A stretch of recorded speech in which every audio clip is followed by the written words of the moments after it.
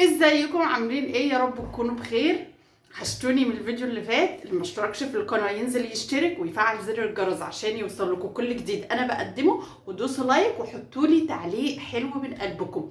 وتعالوا النهارده في مفاجاه اول مره اعملها على القناه.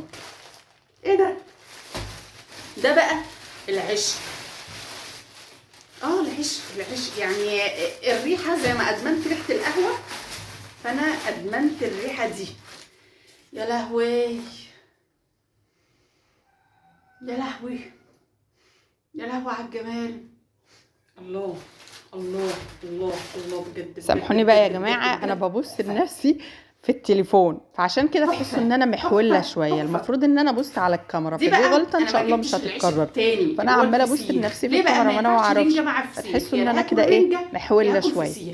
المفروض ابص على العدسه بتاعه الكاميرا. معلومه يعني مش هتهمكم. جوزي والولاد بيحبوا الرنجه. يلا صباحكم فل. فسيخ، وجبت ايه رنجه بقى، ونعمل رنجه كده، نعمل جنبها شويه سلطه وشويه طحينه كده من الاخر. استنى الطحينه اهم حاجه في الفيديو. نشوحها وارجع لكم تاني.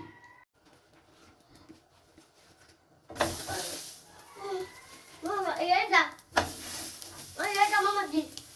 رنجه وانا كوره. طب مش انا بعملها اهو، مش بقى غلط. يلا مش وحشه؟ هعملها لسه. طب هي وحشه؟ لا حلو. كده؟ اه هي كده بقى؟ اه ماما؟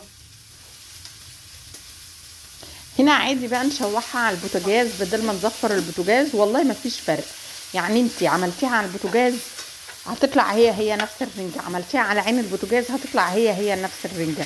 يعني ما فيش فرق بين انك تسيحها على نار البوتاجاز مباشرة او انك تعمليها في اي طاسة قدامك كده، عادي مش بحس باي فرق. طبعا اهو كده ورانا فتح البوتاجاز ده اول عادي ما تفرقش في الطاسه. على البوتاجاز ما تفرقش، بس ليه نوسخ البوتاجاز؟ ليه على الطاسه حلوه برضه. جوزي يقول لي لا هي على الطاسه حلوه.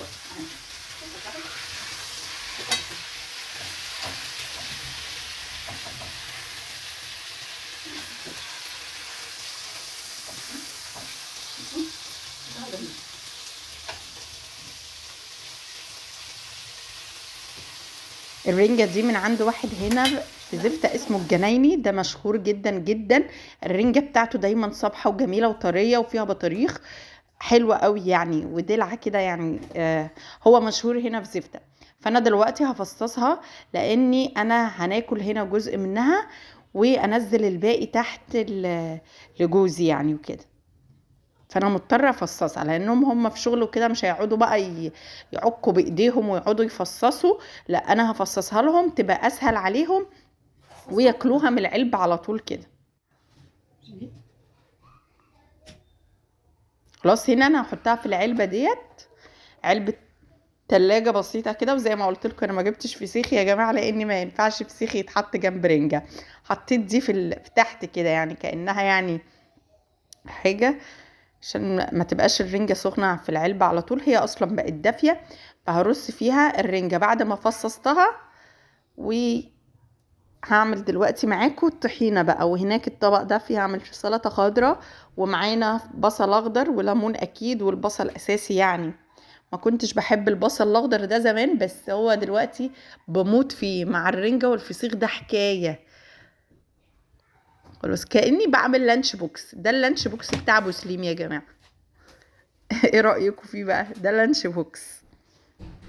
بدل بقى ما يقعدوا يزفروا ايديهم قوي، لا هم ياكلوا بالعيش على طول وهي متفصصة جاهزة.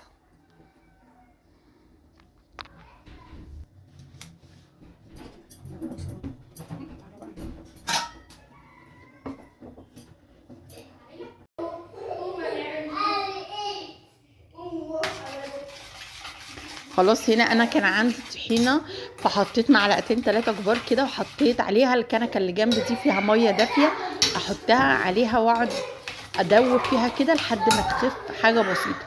وبعدين هدلق عليها علبه زبادي. الزبادي على الطحينه طحينه اصليه انا جايباها البوادي، هاتيها انت اي نوع تحبيه. وحطيت عليهم علبه زبادي، وبشرت عليهم فص ثوم، معرفش هيجي ولا لا، فص ثوم. وحطيت ملح وفلفل وكمون. بس كده طلعت معانا احلى طحينه ممكن تعمليها، طحينه بيتي. الزبادي بيودي الطحينه في حته تانية. خلاص، وتقعدي تقلبي فيها كده تلاقيها بقى القوام بتاعها مناسب ليكي، وفتحت بقت فاتحه من الميه الدافيه.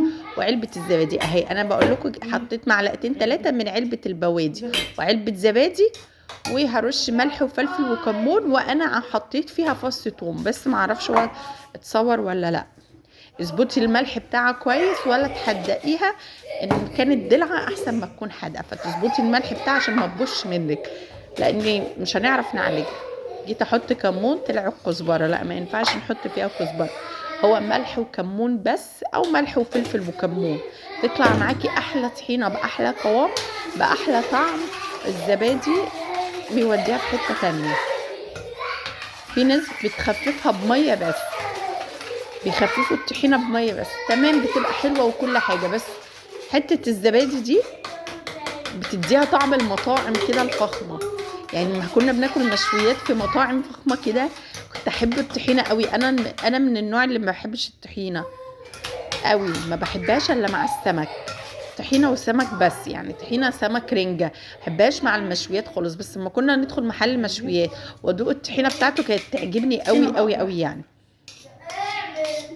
خلاص بقى قوامها كده مظبوط، ولا خفيف ولا تقيل، وبيضه وزي الفل اهيت. طحينه مع معلقه زبادي، علبه زبادي مع ميه دافيه مع راس مع معلش فص ثوم وبس كده.